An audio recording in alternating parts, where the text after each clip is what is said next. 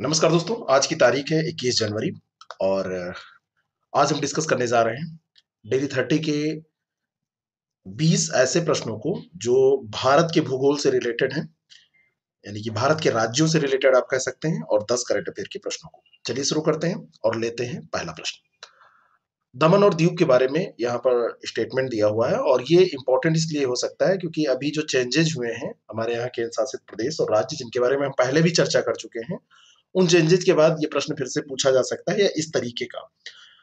पहला प्रश्न है कि स्वतंत्रता के बाद ब्रिटिश आधिपत्य में था दमन दीव, और दूसरा स्टेटमेंट है कि दमन और दीव के बीच खंभात की खाड़ी है, और तीसरा है इसकी राजधानी दमन है।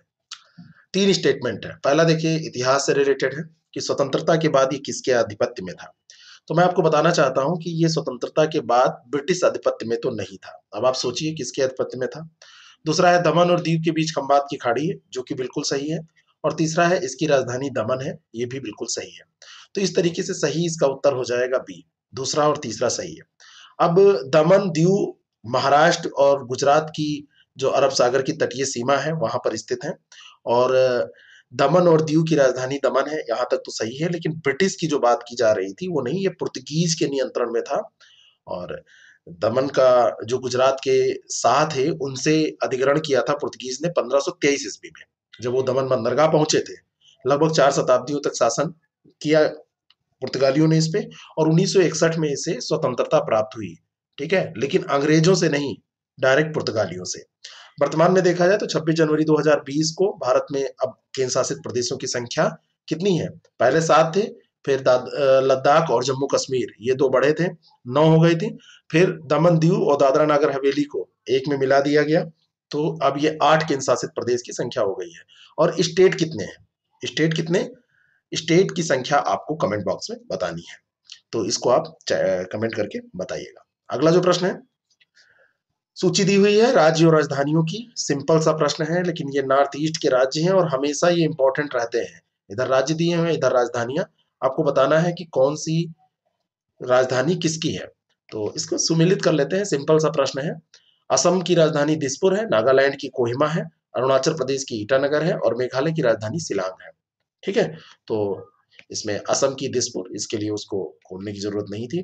नागालैंड की कौन सी है, कोहिमा, और अरुणाचल प्रदेश की ईटानगर, और मेघालय की शिलांग। इस तरीके से आप इसको करेंगे तो ए का 3, बी का 2, और 4 का ये क्या हो जाएगा, 4 का सी हो जाएगा, और 1 का डी। तो बी ऑप्शन इसका करेक्ट हो जाएगा। अगला जो प्रश्न है, निम्न में से कौन सा केंद्र शासित प्रदेश नहीं है। चंडीगढ़, जम्मू कश्मीर, लद्दाख, गोवा। अब इसमें देखिए पहले जम्मू कश्मीर भी नहीं था, लेकिन अब अगर आप कहीं सोच के ऐसे कर दें कि ये अभी तो राज्य है, मतलब ऐसा होगा नहीं, लेकिन कभी कभी ऐसी गलतियां होती हैं। तो इसमें गोवा को छोड़कर बाकी सभी केंद्र शासित प्रदेश हैं। अगला जो प्रश्न है, पुद्दुचेरी का क्षेत्र निम्नलिखित में से किन किन राज्यों में विभाजित पाया जाता है। पुद्दुचेरी कई राज्यों में है, और पुद्दुचेरी आप मैप में देखिएगा, पश्चिमी तट और पूर्वी तट दोनों में पाया जाता है। और पश्चिमी पूर्वी तट में इसका क्षेत्र विभाजित इसलिए है क्योंकि ये कई राज्यों से रिलेटेड है, कई राज्यों में इसका क्षेत्र है। और इसका क्षेत्र पाया जाता है कहाँ कहाँ, एक तो तमिलनाडु हो जाएगा, दूसरा केरल, और तीसरा हो जाएगा आंध्र प्रदेश। तो यहाँ पर देखिए कराईकल और पुद्दुचेरी, पांडुचेरी जो है अलग अलग जिलों में विभाजित है। इसमें दो कराईकल और पुद्दुचेरी ये तमिलनाडु में विस्तृत है, तमिलनाडु के पास में है। उसमें मतलब तटीय क्षेत्र के आप देखेंगे तो जलीय जो क्षेत्र होता है उसमें ये आपको मिलेंगे, है ना, समुद्र में मिलेंगे, द्वीपीय क्षेत्र है। और यनम जो है ये आंध्र प्रदेश में है, और माहे जो है ये केरल के पास विस्तारित है। अगला जो प्रश्न है, निम्नलिखित में से कौन सा युग्म सही सुमेलित है। असम शिलांग, मेघालय कोहिमा, मिजोरम आइजोल, और नागालैंड गुवाहाटी। फिर आपसे वही पूछा जा रहा है कि कौन सा इसमें सही सुमेलित है। तो इसमें किसकी राजधानी ये सब दी हुई है, राजधानी आपको बताना है। तो इसमें केवल एक राजधानी मिजोरम आइजोल ये सही है, बाकी असम की दिसपुर है, मेघालय की शिलांग है, मिजोरम की आइजोल उसमें सही दिया था, नागालैंड की कोहिमा है। अगला प्रश्न, ईटानगर किसकी राजधानी है। ये कुछ ज्यादा ही सरल प्रश्न हो गए हैं, तो ये अरुणाचल प्रदेश की राजधानी है। लेकिन कभी कभी क्या होता है, ये प्रश्न आप जब बहुत हल्के में लेते हैं और आपको लगता है कि ये तो मुझे आता ही है, और आप जल्दी से टिक कर देते हैं, तो कभी कभी ऑप्शन लेवल पे गलत हो जाते हैं। तो इसको ध्यान रखिएगा। अरुणाचल प्रदेश की राजधानी ईटानगर है, हिमालय की तराई में ये बसा हुआ ये क्षेत्र है अरुणाचल प्रदेश, ईटानगर वहीं पड़ती है, समुद्र तल से 350 मीटर इसकी ऊंचाई। और सबसे बड़े पूर्वोत्तर राज्य यानी जो अरुणाचल प्रदेश है वो सबसे बड़ा पूर्वोत्तर राज्य है और उसकी ये राजधानी है। और ईटानगर को लघु भारत भी कहा जाता है। ये आपको अगर नहीं पता था तो याद कर लीजिए। अगला जो प्रश्न है, 4 दक्षिणी राज्य आंध्र प्रदेश, कर्नाटक, केरल और तमिलनाडु, इनमें से कौन सबसे अधिक भारतीय राज्यों के साथ सीमावर्ती है? अब ये जो प्रश्न है, अब ये सीधा मैपिंग का प्रश्न, लेकिन कई बार मैप आप याद भी नहीं कर सकते, क्योंकि आप एक ही 2 बार देखेंगे तो आपको याद नहीं आएगा। तो आपको मैप देखने के साथ-साथ में कभी-कभी इसको थोड़ा नोट भी करना चाहिए कि कौन से ऐसे राज्य हैं। अब आंध्र प्रदेश, कर्नाटक, केरल और तमिलनाडु, इनमें अगर हम देखें तो आंध्र प्रदेश का जब पुनर्गठन हो गया तो आंध्र प्रदेश पहले सबसे ज्यादा राज्यों के साथ सीमा बनाता था। आंध्र प्रदेश 2 भागों में बट गया, एक तो तेलंगाना और दूसरा आंध्र प्रदेश। तो उनकी सीमाओं की स्थिति के आधार पर सर्वाधिक राज्य की सीमाओं को स्पर्श करने वाला राज्य कौन सा हो गया? कर्नाटक। अब मैं चाहता हूं कि इनमें आप में से कोई एक कर्नाटक की सीमा किन किन राज्यों से मिलती है, उन राज्यों का नाम बताएं। ठीक है, मैं देखता हूं कौन बताता है और कितने राज्य हैं इसमें। ठीक है, आगे मैं मैपिंग की एक क्लास स्टार्ट करने वाला हूं जिसमें ये पूरा बेसिक लेवल से हम लोग डिस्कशन करेंगे। चलिए अगला प्रश्न, कौन सा राज्य उत्तरी पूर्वी राज्यों की 7 बहनों का भाग नहीं है? उत्तरी पूर्वी राज्यों की 7 बहनों का भाग नहीं है। नॉर्थ ईस्ट के जो स्टेट हैं उनमें 7 सिस्टर कहा जाता है ना, 7 सिस्टर, और 7 सिस्टर का भाग कौन सा नहीं है? तो ये आपको बताना है, 7 बहनों का भाग नहीं है कौन सा?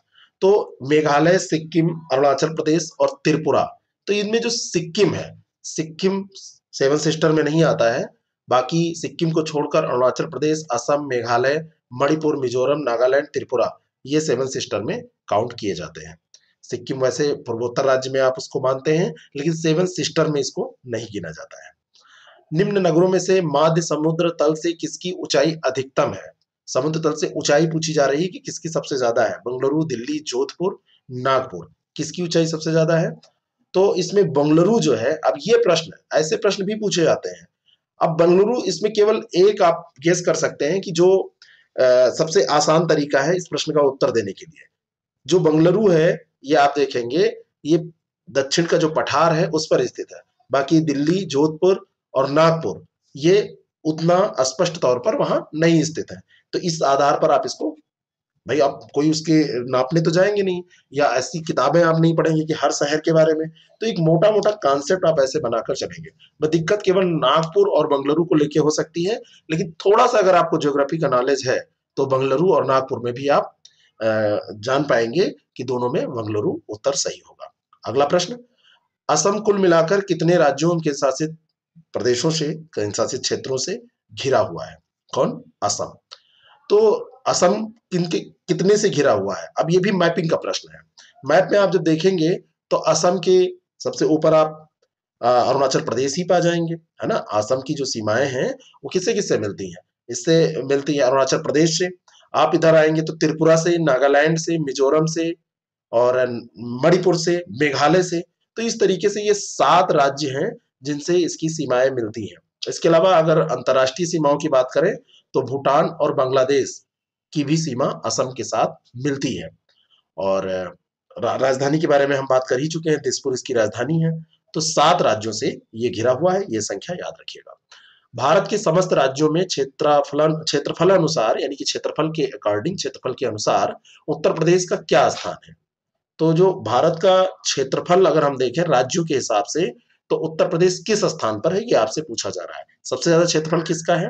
राजस्थान का। दूसरे स्थान पर आता है मध्य प्रदेश, तीसरे स्थान पर महाराष्ट्र और चौथे स्थान पर आता है आपका यूपी। तो क्षेत्रफल के अकॉर्डिंग चौथा बड़ा राज्य है कौन सा?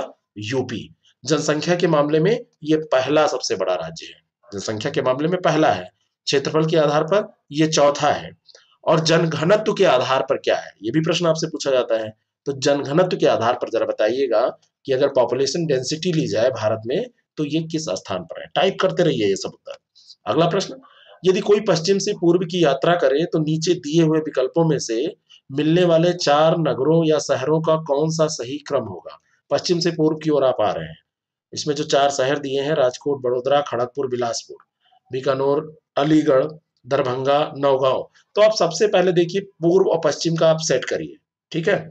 अब आप देखेंगे इसमें तो राजकोट और बीकानेर, इसमें दो में आपको कंफ्यूजन हो सकता है, बाकी इंदौर और नासिक तो नहीं होगा सबसे पश्चिम में। अब राजकोट है कि बीकानेर है, तो इसमें हो जाएगा कौन सा, बीकानेर। बीकानेर राजस्थान में है, और फिर अलीगढ़ होगा उत्तर प्रदेश में, दरभंगा बिहार में, और नौगांव असम में।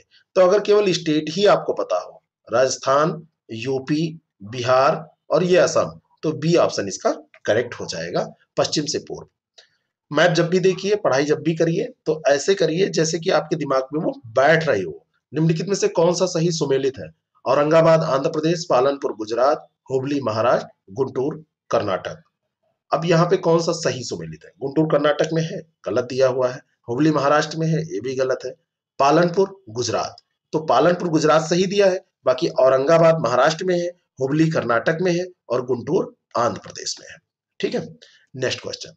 भारत के किस राज्य को सिलिकॉन स्टेट के नाम से जाना जाता है? तो सिलिकॉन स्टेट के नाम से एक सिटी भी है जिसको सिलिकॉन वैली के नाम से जाना जाता है भारत में, वो कौन सी है और वो कहां पर है? अगर इतना आप जानते हैं तो आप इस प्रश्न का उत्तर दे लेंगे। ये कर्नाटक में है। कर्नाटक का में बंगलुरु पड़ता है। तो कर्नाटक स्टेट को आईटी का हब माना जाता है, आईटी पावर हाउस माना जाता है।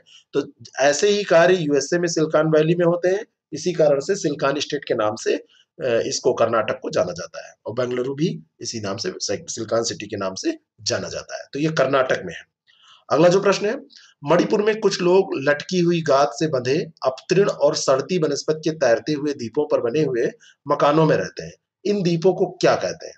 इन द्वीपों को कहते हैं फूमिड। फूमिड पर मैंने एक पूरा पहले क्लास लिया था, फूमिड के बारे में आपको बताया था। तो फूमिड जो है ये मणिपुर में ऐसी लोकटक जो झील है, तो लोकटक झील में तैरने वाले, जो झील में तैरने वाले द्वीप हैं, उन पर ये अपनी सतह पर तैरते हुए वनस्पति और मिट्टी से बने द्वीप होते हैं। ठीक है, और लोकटक झील के जो मछुआरे हैं अपनी आजीविका के लिए इस पर निर्भर करते हैं, और स्थानीय भाषा में इन मछुआरों को फुमसोंग्स कहा जाता है। आमतौर पर फुमदी का उपयोग ये मछुआरे मछली पकड़ने और बस्ती बसाने के लिए भी करते हैं। ठीक है, तो ये फूमडी है। तो फूमडी का नाम आप ऐसे ध्यान रखिएगा। नेक्स्ट क्वेश्चन, भारत के निम्नलिखित राज्यों में से किसे भारत का कोहिनूर कहा जाता है? भारत का कोहिनूर किसे कहा जाता है? Andhra Pradesh, Kerala, Madhya Pradesh, Rajasthan. Kohinoor of India, Kohinoor of India Andhra Pradesh को कहा जाता है। गोलकुंडा की खदानों में हीरे की खोज भारत में हुई थी, और इसी कारण से इस राज्य को भारत का कोहिनूर कहा जाता है। और गोलकुंडा की खदानें कहाँ हैं? आंध्र प्रदेश स्टेट में है। कोहिनूर का अर्थ क्या होता है? आभा या रोशनी का पर्वत। और ये कई मुगल व फारसी शासकों में होता हुआ अंततः ब्रिटिश शासन के अधिकार में लिया गया। मतलब कोहिनूर जो शब्द था ये ऐसे चला आया धीरे धीरे, और ब्रिटिश शासन के अधिकार में भी इसको कोहिनूर कहा गया भारत का। और भारत में जो गोलकुंडा की खाने हैं वो आंध्र प्रदेश में, वहीं पे, तो इसी कारण से इसको कहा गया। और ये ध्यान रखिएगा, ऐसे प्रश्न कभी कभी आपसे पूछे जाते हैं। अगला जो प्रश्न है, निम्नलिखित कथनों पर विचार कीजिए तथा दिए गए विकल्पों में सही उत्तर का चुनाव कीजिए। पाट अंचल छोटा नागपुर प्रदेश में अवस्थित है, और दूसरा है छोटा नागपुर पठार का अधिकांश भाग झारखंड राज्य के अंतर्गत आता है। तो अब इसमें आपको बताना है कि क्या पाट अंचल छोटा नागपुर क्षेत्र में स्थित है और छोटा नागपुर पठार का अधिकांश भाग झारखंड राज्य में आता है। तो पाट अंचल, छोटा नागपुर और झारखंड, इन तीनों को आप याद कर लीजिए, ये दोनों स्टेटमेंट सही हैं। पाट अंचल छोटा नागपुर क्षेत्र में है, और छोटा नागपुर क्षेत्र का जो अधिकतर भाग है वो झारखंड राज्य के अंतर्गत आता है। तो दोनों सही है, सी ऑप्शन इसका करेक्ट हो जाएगा। निम्न राज्यों में से किसका क्षेत्रफल सबसे कम है? आंध्र प्रदेश, गुजरात, कर्नाटक, तमिलनाडु। ऐसे बीच से जब प्रश्न पूछा जाता है तो थोड़ी सी समस्या ये होती है कि टॉप याद करते हैं आप या सबसे छोटा याद करते हैं, और बीच में जब पूछ लिया जाता है तो थोड़ा सा गैस वर्क उसमें करना पड़ता है। अब क्षेत्रफल आप पहले देखेंगे तो आंध्र प्रदेश का ज्यादा हुआ करता था, है ना, लेकिन अब आंध्र प्रदेश का तो ज्यादा है नहीं। आंध्र प्रदेश का क्षेत्रफल 1,60,205 वर्ग किलोमीटर है, लेकिन ये देखिए गुजरात का क्षेत्रफल 1,96,000 है, और तमिलनाडु का क्षेत्रफल 1,91,000 है, और मतलब समथिंग, और 1,91,000, और तमिलनाडु का क्षेत्रफल 1,30,000 है, और कर्नाटक का 1,91,000 है। तो सबसे बड़ा यहाँ पूछा भी खैर नहीं गया है, लेकिन बड़ा छोटा इसमें आप कैसे जान पाएंगे? उसका कुछ आइडिया आप लगाएंगे ना, तो इसमें सबसे छोटा जो अभी वर्तमान में है वो तमिलनाडु ही है, ठीक है। और सबसे बड़ा अगर इसमें पूछा जाए इनमें से, तो ये गुजरात हो जाएगा। सबसे बड़ा इसमें गुजरात हो जाएगा। यहाँ पे सबसे कम पूछा जा रहा है, छोटा, तो ये तमिलनाडु हो जाएगा। और सबसे बड़ा पूछता तो ये गुजरात हो जाता। लेकिन यहाँ पर छोटा पूछ रहा है, तो आप छोटे में क्या करेंगे, तमिलनाडु को टिक करेंगे, ठीक है। नेक्स्ट क्वेश्चन, अगला जो प्रश्न है, क्षेत्रफल के क्रम में भारत के 3 बड़े राज्य कौन से हैं? ये पहले भी हम अभी डिस्कस कर चुके हैं कि यूपी का चौथा स्थान है और सबसे बड़े हैं राजस्थान, मध्य प्रदेश और महाराष्ट्र।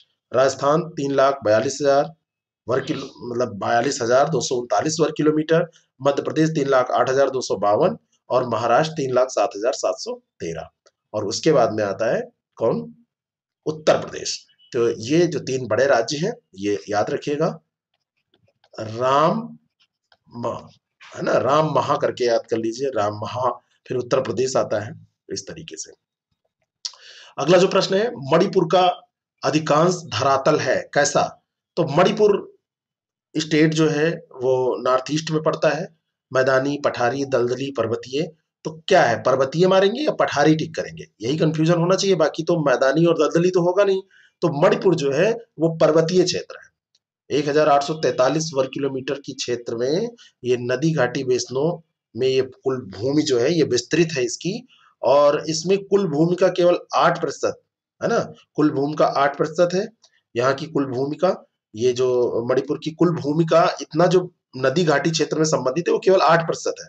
मैं ये गलत व्याख्या कर रहा हूँ, मैं फिर से आपको बता रहा हूँ, इस व्याख्या की यहाँ कोई जरूरत ही नहीं थी, ये गलत यहाँ पर डाली गई है, ठीक है। और ये 92% जो इसका है, ये भूमि जो है ये पहाड़ी और पर्वतीय किस्म की है। 8% केवल नदी घाटी बेसिन में है, बस आप इतना समझिए। अगला जो प्रश्न है, स्टार्टअप इंडिया सीड फंड का उद्देश्य क्या है? अब करंट अफेयर के प्रश्नों को हम देखने जा रहे हैं। हाँ, आपको मैं बताना चाहता हूं कि जीआईसी लेक्चरर की टेस्ट सीरीज स्टार्ट हो चुकी है और ये 1 तारीख से इसके टेस्ट पेपर मिलना चालू हो जाएंगे। इसका डिटेल प्रोग्राम जो है वो कल आपको मॉर्निंग में मिल जाएगा। थोड़ी सी व्यस्तता है मेरी कुछ व्यक्तिगत तौर पे, इस कारण से वो नहीं मिल पा रहा है। लेकिन इसमें एडमिशन के लिए आपको 6307281212 पर क्या करना है, आपको मैसेज करने हैं और उसी मैसेज पर आपको डिटेल इसका प्रोग्राम मिल जाएगा। फीस बहुत कम रखी गई है, टेस्ट की संख्या बहुत ज्यादा रखी गई है और ये आपको 2-2 दिन गैप करके टेस्ट मिलते रहेंगे। और इसका शेड्यूल जितना है वो सब आपको मिल जाएगा। आप उस 6307281212 पर व्हाट्सएप करिए बस। स्टार्टअप इंडिया सीड्स फंड का उद्देश्य क्या है? स्टार्टअप इंडिया का अगर नाम है इसका, तो आप सेंटेंस को पढ़िए और स्टार्टअप इंडिया से कनेक्ट करिए। उभरते उद्यमियों को सहायता प्रदान करना, यही इसका उद्देश्य है। प्रधानमंत्री नरेंद्र मोदी ने अभी स्टार्टअप इंडिया सीड्स फंड को लॉन्च करने की घोषणा की है और ये 1,000 करोड़ रुपए का कोष बनाया जा रहा है जो स्टार्टअप और उभरते उद्यमियों को सहायता प्रदान करेगा, ठीक है। और स्टार्टअप इंडिया इंटरनेशनल समिट में इसकी घोषणा की गई है। और इस शिखर सम्मेलन के दौरान स्टार्टअप इंडिया कार्यक्रम के 5 साल भी पूरे भी हुए हैं। 5 साल पहले स्टार्टअप इंडिया कार्यक्रम चलाया गया था, 2016 में चलाया गया था। आपसे प्रश्न पूछा जा सकता है ये कार्यक्रम किस सन में स्टार्ट हुआ था, तो ये ध्यान रखिएगा, उभरते उद्यमियों को सहायता प्रदान करना। इंडिया इनोवेशन इंडेक्स जारी किया जाता है, कौन इसको जारी करता है? India innovation index, India innovation index कौन जारी करता है? और इसको जारी करता है नीति आयोग। अक्टूबर 2019 में लॉन्च किया गया था पहला संस्करण, अभी फिर से इसको लॉन्च किया गया है ना, इसका तीसरा संस्करण ये होगा। अक्टूबर 1 मिनट, अक्टूबर 2019 में लॉन्च किया गया था। और इस सूचकांक का जो उद्देश्य है वो राज्य और केंद्र शासित प्रदेशों को प्रभावी नवाचार नीतियों को तैयार करने में मदद करना है। और ये तीसरा नहीं, ये दूसरा ही संस्करण है क्योंकि कोविड आ गया बीच में, ठीक है। तो ये अब जारी किया गया है 20 जनवरी में, ये दूसरा ही संस्करण है। नीति आयोग के द्वारा इसको जारी किया गया, लेकिन कार्यक्रम जो हुआ वो वर्चुअली हुआ। अभी भी जो बैठकें और ये सब कार्यक्रम चल रहे हैं जहां पर इकट्ठा होना जरूरी नहीं है, तो उसको वर्चुअली कर लिया जाता है। और ये 20 जनवरी को अभी जारी किया गया है वर्चुअली कार्यक्रम के माध्यम से। लेकिन नीति आयोग, ध्यान रखिएगा, पूछा जा सकता है। सूर्य के लिए पहला भारतीय वैज्ञानिक अभियान कौन सा है? सूर्य के लिए, तो सूर्य के लिए जो पहला भारतीय वैज्ञानिक अभियान है उसका नाम है Aditya L1 mission. Aditya L1 mission, Aditya probe को L1 लंग्रेस बिंदु नामक अंतरिक्ष में एक बिंदु पर रखा जाएगा और इसीलिए इसका नाम आदित्य L1 मिशन रखा गया है। यह मिशन सूर्य के प्रकाश मंडल, क्रोमोस्फीयर और कोरोना का अध्ययन करेगा। तो पूछा जा सकता है किस किस का अध्ययन करेगा, तो क्रोमोस्फीयर, कोरोना और प्रकाश मंडल सबका ये अध्ययन करेगा। सौर हवाएं जो चलती हैं, सौर उत्सर्जन और कोरोनल मास इजेक्शन का भी ये साथ में अध्ययन करेगा। कोई भी मिशन जाता है तो जितना व्यापक अध्ययन हो सकता है उसको कराने की कोशिश की जाती है। अगला जो प्रश्न है, निम्नलिखित कथनों पर विचार करें। वर्ष 2020 में चीन के साथ भारत का व्यापारिक घाटा 45.8 बिलियन अमेरिकी डॉलर पर पहुंच गया। और दूसरा है, व्यापार घाटे की गणना कुल आयात और निर्यात के अंतर के आधार पर की जाती है। तो व्यापार घाटा ऐसे ही निकाला जाता है, दूसरा तो सही है, पहला फैक्ट है और फैक्ट भी वो सही है। 2020 के आंकड़े को देखें तो चीन के साथ भारत का जो व्यापार है वो घाटे में है, तो पता यही है। 2015 के बाद अपने 5 वर्षों के सबसे न्यूनतम स्तर पर पहुंचा, इसलिए चर्चा में है। 45.8 बिलियन अमेरिकी डॉलर, क्योंकि भारत और चीन के जो इसमें व्यापारिक रिश्ते हैं वो कमजोर पड़ रहे हैं। और व्यापार घाटा यही होता है, कुल जो आयात है और उसका निर्यात जो है उसमें जो अंतर होता है। जैसे आयात हम ज्यादा कर रहे हैं, निर्यात कम कर रहे हैं, तो आयात और निर्यात का जो अंतर है वो व्यापारिक घाटा होता है। व्यापार घाटा यानी कुल आयात माइनस कुल निर्यात, ध्यान रखिएगा। अगला प्रश्न, भारत में सबसे पहला जीआई टैग दिया गया था, किसको दिया गया था? दार्जिलिंग चाय या जयपुर का ब्लू पॉटरी, तिरुपति के लड्डू, बनारसी साड़ी? तो मैं आपको बताना चाहता हूँ जो दार्जिलिंग चाय है, भौगोलिक संकेतक पंजीकरण जो इसको दिया गया था, जीआई टैग जिसको बोलते हैं, 1999 का एक्ट है हमारे यहाँ का। तो 2003 की बात है, इसको जब लागू किया गया था तो 1999 में एक्ट और लागू किया गया 2003 में, और 2004-5 में दार्जिलिंग चाय को पहला जीआई टैग दिया गया था। और ये जो जीआई टैग दिया जाता है ये 10 साल की अवधि तक के लिए वैध होता है, और फिर से क्या होता है, उसको फिर रिन्यूएबल कराना पड़ता है, फिर नवीनीकृत किया जाता है, ठीक है, रिन्यू कर लिया जाता है इसको। तो 10 साल के लिए जाता है, ये ध्यान रखिएगा। और ये 1999 का अधिनियम हो 2003 में लागू हुआ, और 2004-5 के दौरान दार्जिलिंग चाय को पहली बार जीआई टैग दिया गया था। अगला प्रश्न, मशरूम के लिए भौगोलिक संकेत टैग की मांग की जा रही है, किस राज्य के द्वारा? कौन सा राज्य या केंद्र शासित प्रदेश है जो मशरूम के लिए जीआई टैग की मांग कर रहा है? और ये राज्य है जम्मू कश्मीर। जम्मू कश्मीर मशरूम के लिए मांग कर रहा है। मशरूम को स्थानीय तौर पर वहां गुच्ची कहा जाता है, गुच्ची कहा जाता है, या इसको मोरेल भी कहा जाता है, गुच्ची या मोरेल। और इसकी कीमत 20,000 रुपये प्रति किलो से अधिक होती है। मशरूम जो वहां होता है 20,000 रुपये, 20,000 रुपये प्रति किलो। और यह स्थानीय किसानों और आदिवासियों द्वारा एकत्र की जाने वाली एक वन उपज है वहाँ, ये मशरूम जो है। और ऐसा कहा जाता है कि इस मशरूम में औषधीय और प्रदाहनाशी गुण होते हैं, ये समशीतोष्ण वनों में पाया जाता है। तो ये मशरूम, ये जो हम लोग मशरूम खाते हैं उससे ये अलग है, ये ध्यान रखिएगा। अगला जो प्रश्न है, रक्षिता क्या है? रक्षिता, रक्षिता क्या है? रक्षिता जो है ये मोटर बाइक एम्बुलेंस सेवा है। यह बाइक आधारित आकस्मिक दुर्घटना परिवहन आपातकालीन सेवा है। डीआरडीओ के दिल्ली स्थित नाभिकीय औषध एवं संबद्ध विज्ञान संस्थान इनमास जो है ना, उसके द्वारा बाइक आधारित आकस्मिक दुर्घटना परिवहन वाहन रक्षिता को सीआरपीएफ को अभी दिया गया है। तो किसको दिया गया है? सीआरपीएफ को। और डीआरडीओ और इनमास ने इसको मिलकर बनाया है, तो ये ध्यान रखिएगा। और ये बाइक एम्बुलेंस भारतीय सुरक्षा बल और आपातकालीन स्वास्थ्य सेवा प्रदाताओं के सामने जो समस्याएं आती हैं उनमें ये तत्काल मदद करेगी। भाई बाइक भीड़ भाड़ में, कम जगह में, या जहां पे कार नहीं जा सकती, फोर व्हीलर नहीं जा सकती, बड़ी एम्बुलेंस वहां पर जाने में ये सक्षम होगी। अगला प्रश्न, डेजर्ट नाइट 21 युद्धाभ्यास का नवीनतम संस्करण किस वायुसेना स्टेशन में आयोजित किया जाएगा? डेजर्ट नाइट 21, और ये जो युद्धाभ्यास है इसको आयोजित किया जाएगा जोधपुर, जो बेस है जोधपुर में किया जाएगा। 20 से 24 तारीख के दौरान ये चल रहा है, यानी कि 20, 21, 22, 23, 24 जनवरी। और जोधपुर वायुसेना एयरफोर्स जो स्टेशन है वहां पर ये होगा। फ्रांस की तरफ से Rafale Airbus A330 multi role tanker transport Airbus A330 multi role tanker transport MRTT इसको बोलते हैं, A400M सामरिक परिवहन विमान, इन सब के शामिल होने की इसमें संभावना है। और भारत की ओर से जो मिराज है, राफेल है, IL-78 है, ये सब इसमें शामिल होंगे। और ये अभ्यास जो है दोनों पक्षों फ्रांस और भारत के द्वारा राफेल विमानों को शामिल करने का भी एक आयोजन है इसमें, तो इस कारण से ये इंपॉर्टेंट है। डेजर्ट नाइट 21 जोधपुर, फ्रांस और भारत इसमें शरीक हो रहे हैं, शामिल हो रहे हैं, जनवरी में ये आयोजित हो रहा है। जोधपुर कहाँ है? राजस्थान में। अगला प्रश्न, सेमरू ज्वालामुखी किस देश में अवस्थित है? तो सेमेरू जो ज्वालामुखी है ये अवस्थित है इंडोनेशिया में। इंडोनेशिया के पूर्वी जावा प्रांत में समेरू ज्वालामुखी में अभी विस्फोट हुआ। और अन्य ज्वालामुखी जिनमें मेरापी ज्वालामुखी जावा में है, सेनबांग ज्वालामुखी सुमात्रा में है, इसमें भी कुछ समय पूर्व विस्फोट हुआ था। तो ये मेरापी और सिनबांग ये सब इंडोनेशिया से रिलेटेड है, लेकिन मेरापी जावा में है, सिनबांग सुमात्रा में है, और सेमारू जो है ये जावा प्रांत में है। द ग्रेट माउंटेन के रूप में भी इसको जाना जाता है। और जावा का सबसे उच्चतम ज्वालामुखी शिखर है, जहां सर्वाधिक सक्रिय ज्वालामुखियों में से एक के रूप में इसको माना जाता है। और अंतिम बार दिसंबर 2019 में इसमें विस्फोट हुआ था। और इंडोनेशिया में विश्व के सक्रिय ज्वालामुखियों की सर्वाधिक संख्या होने के साथ साथ पैसिफिक रिंग ऑफ फायर जो पूरा बेल्ट है, रिंग ऑफ फायर उसमें अवस्थित होने के कारण यहाँ भूकंपीय उथल पुथल का भी खतरा बना रहता है, क्योंकि वो पूरी रिंग ऑफ फायर की जो बेल्ट है वो भूकंप ज्वालामुखिता के कारण भूकंप भी वहां आते हैं, इसके लिए बहुत ही संवेदनशील मानी जाती है। अगला जो प्रश्न है वो अंतिम प्रश्न है। भारतीय सेना ने स्विच मानव रहित हवाई वाहनों की खरीद के लिए आइडिया फोर्ज के साथ एक अनुबंध पर हस्ताक्षर किए हैं।